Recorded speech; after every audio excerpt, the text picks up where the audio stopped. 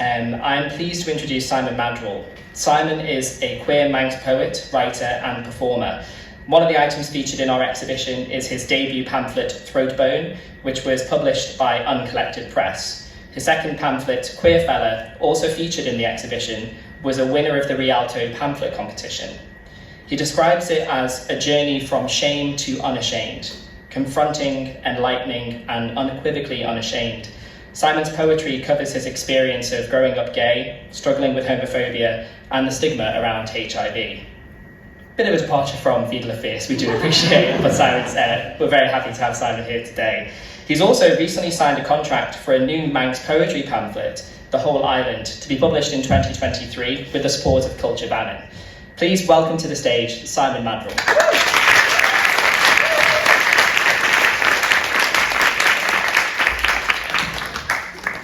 I haven't got heels on, sorry.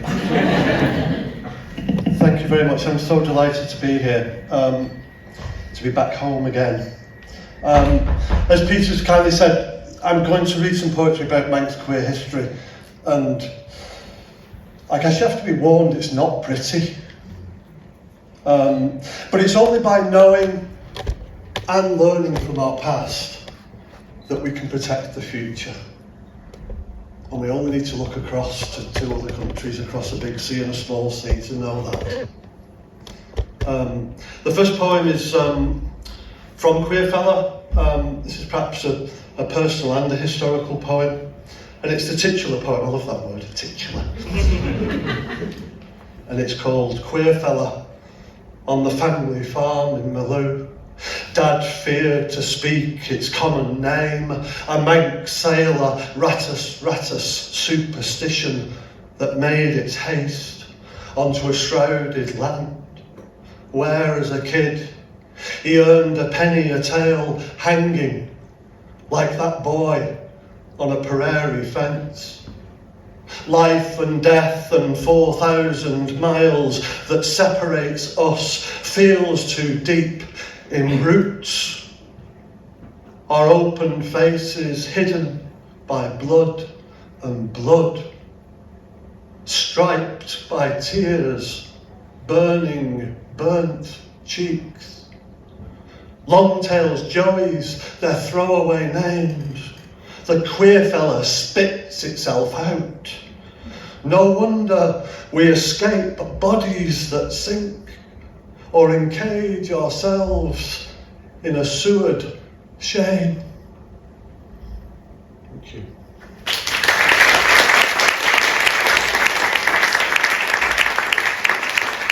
My debut pamphlet includes some poems on queer history, and my new one will also do the same. I wasn't going to read this poem, but I saw that our ex-Chief Minister Alan Bell and his partner Stephen were here. Please shake their hand afterwards.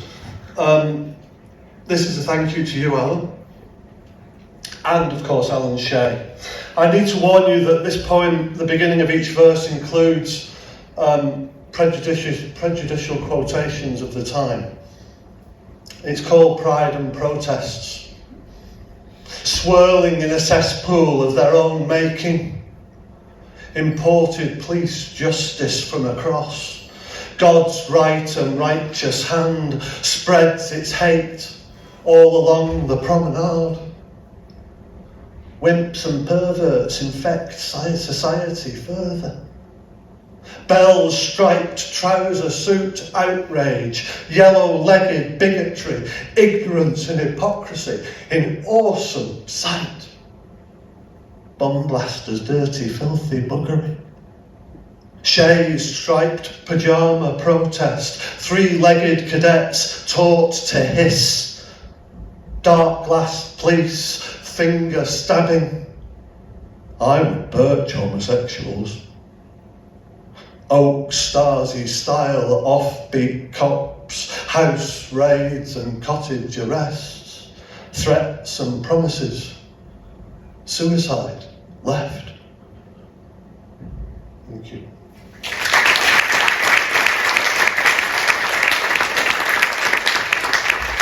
As I perhaps indicated in that poem, the Manx place, and this is common in history, when they got wind of the likely change in the law,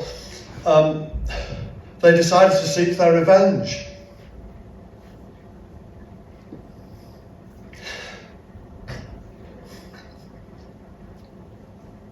This poem is called Pink and Blue.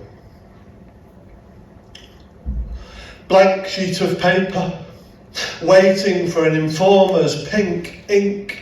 Blue hounds sniffed 21 queers, a 3-day toilet flush in that 92 sting. We're going for a cigarette. When we come back, we want to list names, those known homosexuals, or never see your child again. 3 blue fingers point and tap, ringing the ears of your wife. The pavement spat, 1 car smoked, phones lit every hour, all the night. When Blue came back, with 3 fags dead in their own hands, the blank sheet left. Thank you.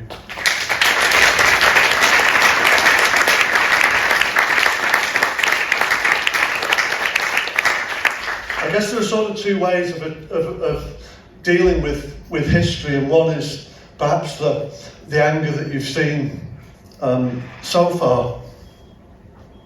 But some of it is, in many ways, a little bit hard to believe. This will be in my new pamphlet next year, The Whole Island.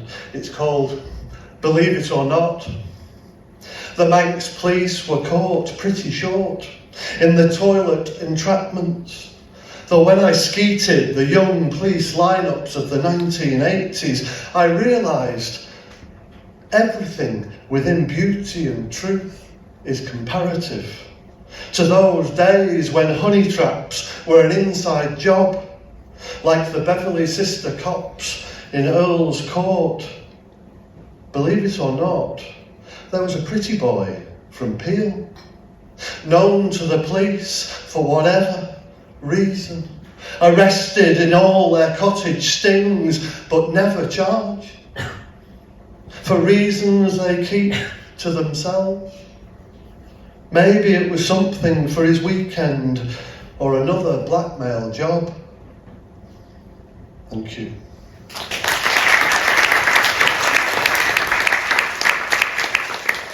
And I'm sure Stephen will remember this. This is for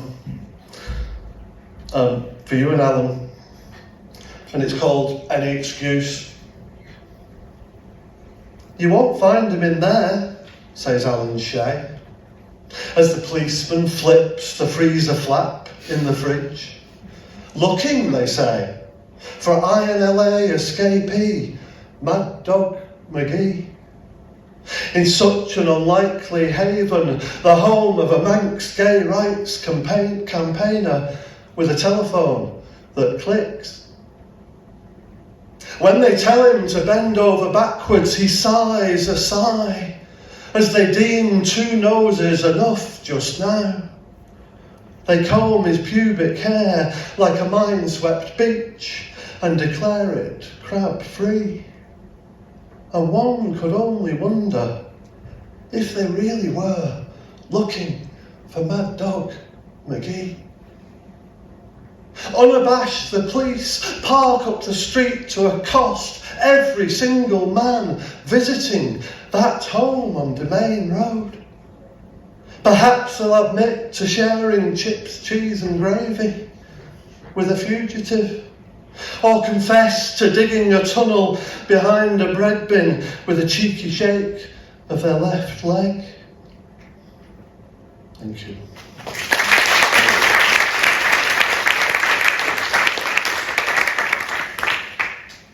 And it may come, but Alan and I and others, of course, have been calling for a police apology for their behaviour and policies and actions during the 80s and 90s.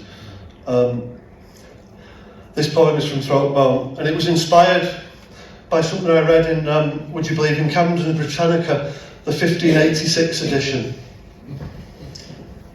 And it's called Actually, oh sorry, yes, this poem is, I do this quite a lot. I write poems in 2 columns, so you can actually read them across or you can read them down. So I'm actually going to read this through twice. And it's called Death and Debts. An old Manx custom of claims settled, where creditor laid with his back upon a grave, with his face towards heaven, with his Bible bare-breasted clutched too tightly, protesting so Lord's earth-bound executors would repay debts that stood, the unpaid sorrows, the ritual reclaims. Unlike night-glass police, gods in lawful crimes, our demands clenched to squeeze apologies. We kneel, not lie, facing self-made tombs of gay men. They did not go to jail, who passed straight to their grave instead, without prejudice of freedom. An old Manx custom where creditor laid upon a grave towards heaven, bare-breasted, protesting, so executors would repay the unpaid sorrows of claims settled, with his back, with his face, with his Bible clutched too tightly, Lord's earth-bound debts that stood. The ritual reclaims, unlike night-glass police, our demands clenched. We kneel, not lie, of gay men who pass straight without prejudice, gods in lawful crimes to squeeze apologies, facing self-made tombs. They did not go to jail, to their grave instead of freedom. Thank you.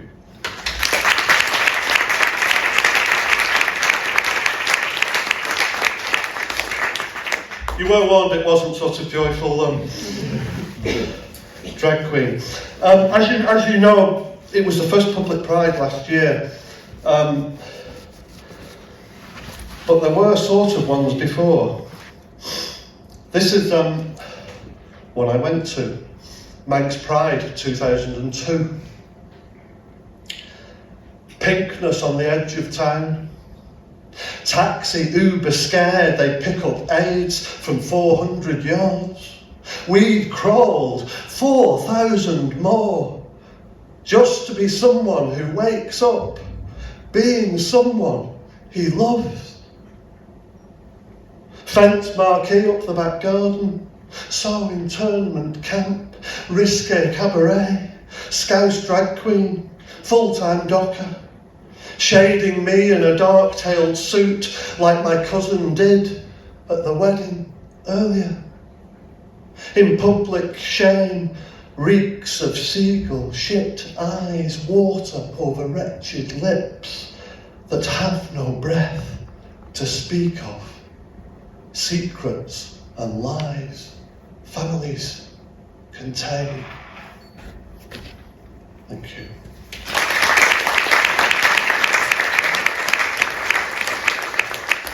The following 2 poems celebrate the active homophobic campaigners, if celebrate is the right word. They appeared in a film by Ian McKellen. This is in memory of Frank Duggan and Dorothy Duggan, née Duggan. Bona vacantia. Like and unlike any self-respecting Dorothy, the Duggans are praying daily for buggery never to be legal, at least between men. The chaste teachings of their primitive God mean there is no family to speak of their earthly goods. Young boys can be so easily corrupted. One go and you're hooked. Which is perhaps why Frank grasps his hard-backed Bible in one hand, a manual on fisting in the other. leaving feces-eating tips on her tongue. The island is standing up to be counted, except 6 gay men that fell. Except 6 gay men that fell like a latter-rain mission. The Duggans, a parody of themselves. The fast show, sketches of incest in a towed caravan, which were rarely permitted.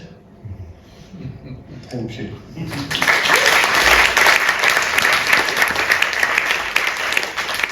And the man who would birch homosexuals himself, standing like Liberace in a velvet jacket. Mel Cheetham clings to his pineapples and palms their stone column, as if his whole masculinity depended upon them and his desire to birch homosexuals himself. Just as the spirit level cannot lie, consider his unbalanced bigotry unnatural and utterly disgusting. He spends so much time searching out those rough fellows she rard, that hardened gardener up the cronk, to back him up with old-fashioned lip, his detached house covered in cracks, as if something underneath has slipped. Thank you. I'm going to take you back, last 2 poems, I'm going to take you back in history. This time, first of all, 150 years ago, our Manx poet T. Brown, when he published across with Macmillan, the Foxicle Yarns, he took out various coarse passages about sex workers and people like me. But they were his words, and I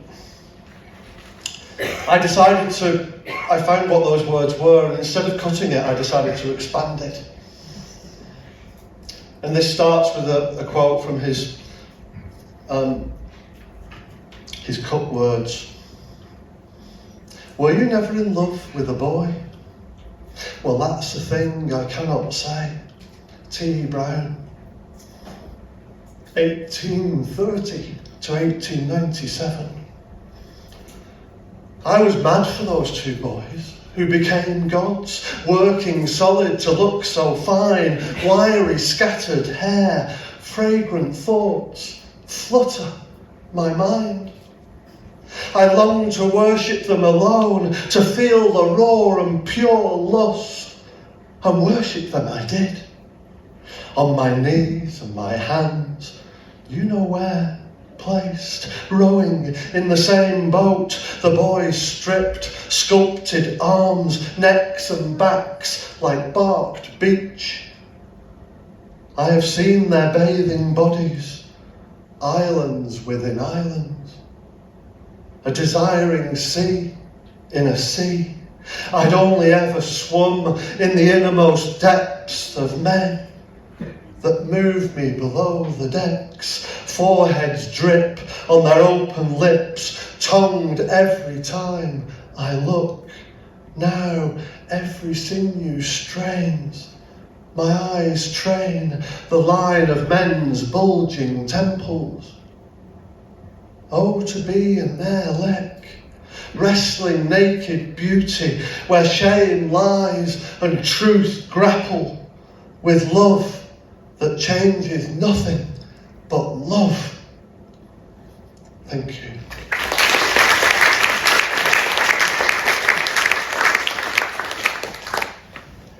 And this poem is dedicated to Gareth and Owen, for reasons that will become obvious.